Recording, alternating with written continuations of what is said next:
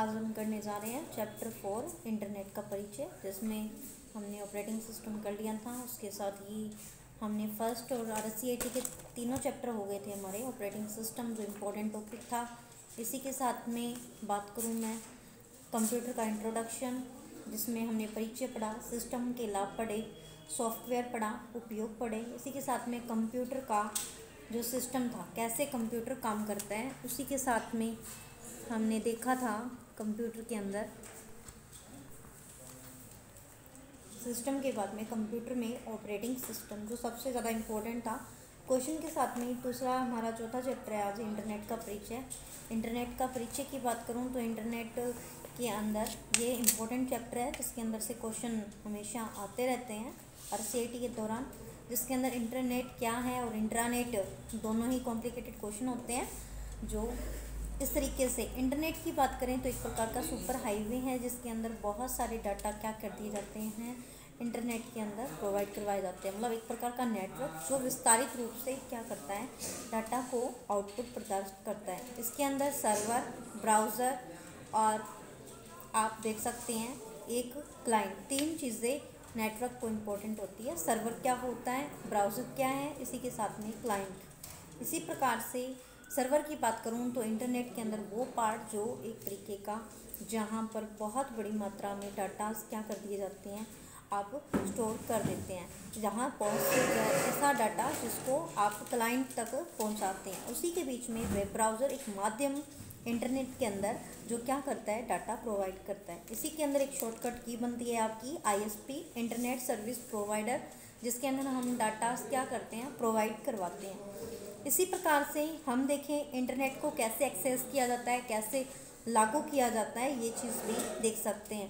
ISP की सहायता से हम इंटरनेट में क्या करते हैं, डाटा प्रोवाइड करवाते हैं। ISP क्या है, ये क्वेश्चन आता रहता है कि ISP एक ऐसा संगठन है, इंटरनेट सर्विस प्रोवाइडर एक ऐसा संगठन है जो इंटरनेट का उपयोग करने के लिए सेवाएं प्रदान करता है। इंटरनेट में बहुत सारे सेवा प्रदाता होते हैं, चाहे वो फिर ये कहते हैं कि कम्युनिटी हो या फिर नॉन प्रॉफिट कम्युनिटी हो, उसके अंदर प्रोवाइड करवाया जाता है।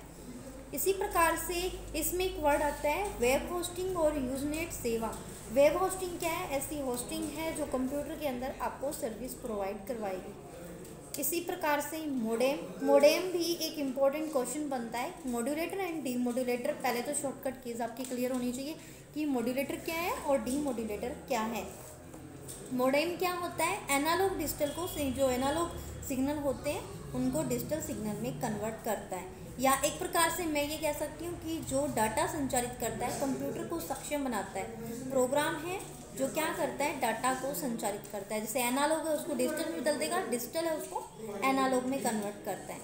मोडेम का हमेशा इंपॉर्टेंट क्वेश्चन ये रहता है मॉड्यूलेटर एंड डीमॉड्यूलेटर क्या होता है। इसी प्रकार से ये जिस सिग्नल का बना होता है वो मैं कह सकती हूँ ट्विस्टेड, कॉपर ट्विस्टेड पेयर होती है, उससे बना होता है। जैसे आप मोबाइल के इसका एग्जांपल देख सकते हैं। दूसरा है इंटरनल मोडेम और एक्सटर्नल मोडेम। मोडेम 2 टाइप का होता है, इंटरनल और एक्सटर्नल। इंटरनल मोडेम वो है जिसके अंदर डेस्कटॉप या जो लैपटॉप होता है जो नेटवर्क पर जुड़े कंप्यूटरों के साथ संवाद करता है, जो इंटरनली रूप से क्या करता है, कम्युनिकेट करता है, वो इंटरनल मोडेम कहलाता है। उसी प्रकार से एक्सटर्नल मोडेम जो क्या होता है, एक सॉकेट या एक प्लग जो लगा होता है वो बाहर की तरफ होता है। जैसे टेलीफोन लाइनों में आप मोडेम का यूज़ दे सकते हैं। जो एक ब्रॉडबैंड, जिसको DSL बोलते हैं, मोडेम में जो ब्रॉडबैंड कनेक्शन में इस्तेमाल होता है। इसी प्रकार से PC कार्ड मोडेम, ये क्या होता है, ये एक मोडेम पोर्टेबल है जो कंप्यूटर के लिए बनाया जाता है। एक क्रेडिट कार्ड के आकार का होता है, जिसके अंदर आप नोटबुक या हैंडबुक के किसी भी PC स्लॉट पर फिर फिट बैठता है। इसी प्रकार से जब मोडेम की ज़रूरत नहीं होती है तब इसको हटा दिया जाता है। आप ये देख लीजिए, PC कार्ड होता है, उसको आप जब ज़रूरत नहीं होती तब हटा देते हैं, जबकि आप इंटरनल और एक्सटर्नल मोडेम की बात करें तो उनको हटाया नहीं जा सकता है। इनमें एक बाहरी कंप्यूटर के बाहरी जो आप स्लॉट बोलते हैं उसके अंदर सीधे फिट हो जाता है। इसमें टेलीफोन केबल के अलावा किसी भी टेबल की आवश्यकता नहीं होती। आपको टेलीफोन केबल की रिक्वायरमेंट होती है और किसी की रिक्वायरमेंट नहीं होती है। तो इसी के अंदर आप ये देख लीजिए, आईएसपी मोडेम एंड मॉड्यूलेटर, जिसकी डीमोड्यूलेटर फुल फॉर्म है, वो हमेशा कुछ ही चलती है। इसी प्रकार से देखो, नेटवर्क की बात करें, इंटरनेट की बात करें, तो वहाँ सबसे इम्पोर्टेंट पार्ट आता है कनेक्टिविटी। कनेक्टिविटी का मतलब, अगर हम आपसे कनेक्ट हैं, जैसे मैं आपसे यूट्यूब के थ्रू कनेक्ट हूँ, या नेटवर्क के किसी भी पार्ट का जैसे यूज़ करते हुए इंस्टाग्राम के थ्रू, या मान लीजिए फेसबुक के थ्रू, अगर मैं जिस चीज़ से कनेक्ट हूँ तो हमारी कनेक्टिविटी स्ट्रांग होनी चाहिए।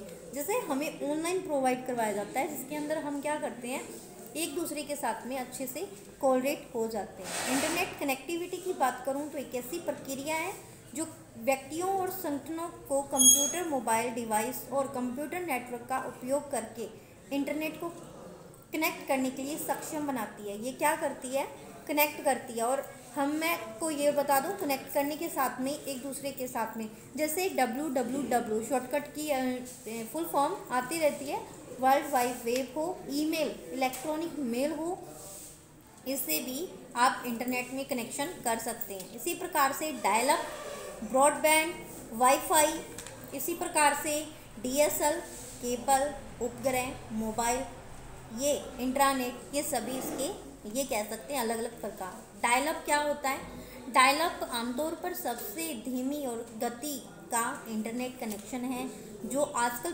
अप्रचलित है। डायल अप पहले यूज़ किया जाता तो धीरे धीरे नेटवर्क में काम करता था, जो नंबर्स आप डालते थे उसके अनुसार वो सर्फिंग करता था। अब हाल ही में ये डिस्कनेक्ट हो जाता था, बीच में क्या होता था, डायल अप को डिस्कनेक्ट कर दिया जाता था। दूसरा अब आया है ब्रॉडबैंड, जो हाई स्पीड के साथ में क्या करता है, टेलीफोन कंपनियां द्वारा प्रदान किया जाता है, जिसमें कनेक्शन आमतौर पर आपको टेलीफोन कंपनी प्रोवाइड करती है।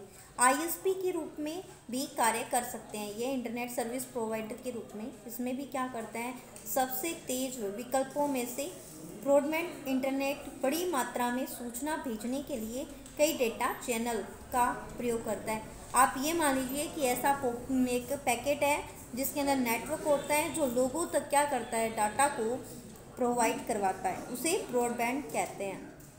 इसी प्रकार से मोबाइल ब्रॉडबैंड का ही उदाहरण है, जिसमें MBPS की फुल फॉर्म पूछी जा सकती है, मेगाबाइट पर सेकेंड मापा जाता है। इसी प्रकार से दूसरा है हमारा वाईफाई, वायरलेस फिडेलिटी जिसको बोलते हैं, WLAN।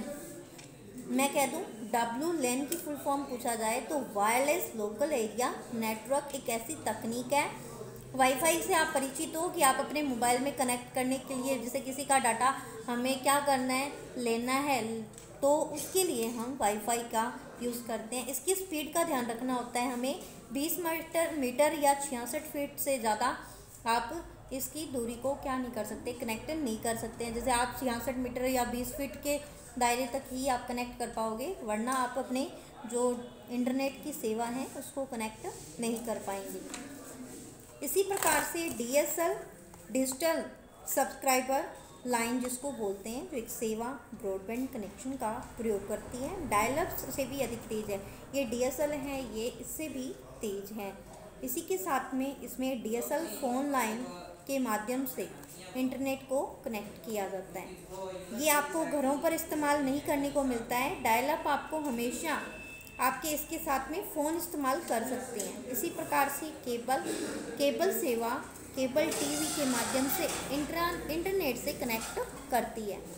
केबल का मतलब एक प्रकार से इंटरनेट कनेक्ट करने के लिए आपको किसी टीवी में या फिर किसी मोबाइल में आपको सीधा ही क्या कर दिया जाता है, एक केबल दे दी जाती है जिससे आप कनेक्ट कर सकते हैं। आजकल आप देखते हैं कि CPU के अंदर या मोबाइल में या फिर आप देख सकते हैं टीवी के अंदर एक केबल लगा दी जाती है, जिससे भी आप अपने जो इंटरनेट की सर्विस है उसे अच्छे से ले सकते हैं। इसी प्रकार से सैटेलाइट उपग्रह जिसको बोला जाता है, यह कनेक्शन ब्रॉडबैंड का उपयोग करता है, लेकिन केबल या फ़ोन लाइनों की आवश्यकता नहीं होती, आपको फ़ोन की आवश्यकता नहीं होगी। यह पृथ्वी की परिक्रमा के उपग्रह पर इंटरनेट को जोड़ता है। सैटेलाइट में भी से भी आपको क्या कर दिया जाता है, इंटरनेट प्रोवाइड करवा दिया जाता है, यहाँ तक कि मौसम का इस पर कोई प्रभाव नहीं पड़ता है।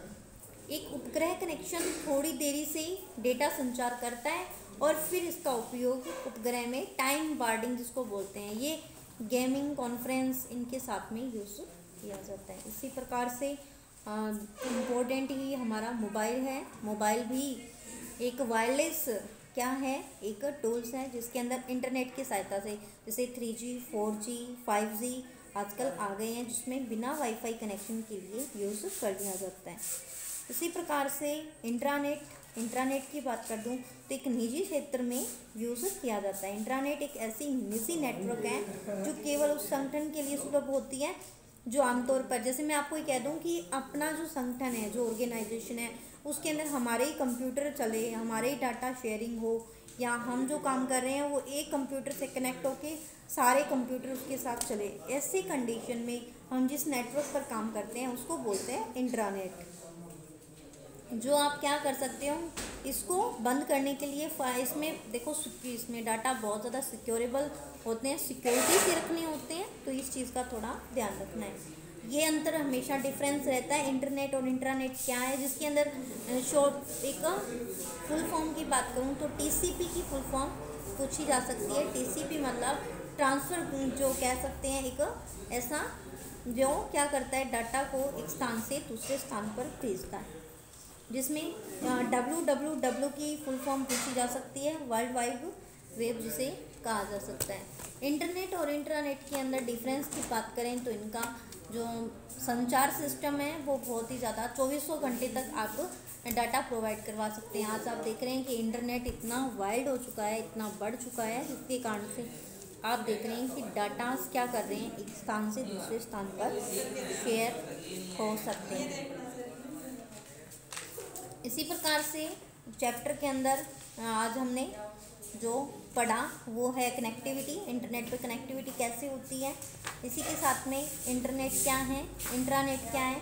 चैप्टर 4 हमारा स्टार्ट हो चुका है, जिसके अंदर कुछ इम्पोर्टेंट टॉपिक्स और रह गए हैं, जैसे कि एक वेब साइट कैसे खोली जाती है इस चैप्टर के अंदर, URL क्या है, वेब ब्राउज़र क्या है, सर्च इंजन क्या है। इसी प्रकार से इसके अंदर है ईमेल, जीमेल जिसको बोलते हैं। इसी के साथ में आप देख सकते हैं कि एक राजस्थान सेवा पोर्टल, ये आपके इम्पोर्टेंट टॉपिक्स हैं जो 4th चैप्टर में आपको बता दूं, चाहे वो RCIT का हो या फिर कोई भी क्लास का बच्चा हो, कंप्यूटर से रिलेटेड उसके इम्पोर्टेंट क्वेश्चन है, ये क्वेश्चंस आते रहते हैं। इसी के साथ में आप देख रहे हैं एक वेबसाइट को खोलने के लिए क्या इस्तेमाल किया जाता है, कैसे वेबसाइट खुलती है, इसको किससे साइट से आप वेबसाइट खोलते हैं, ये करते हैं हम कल। Thank you so much.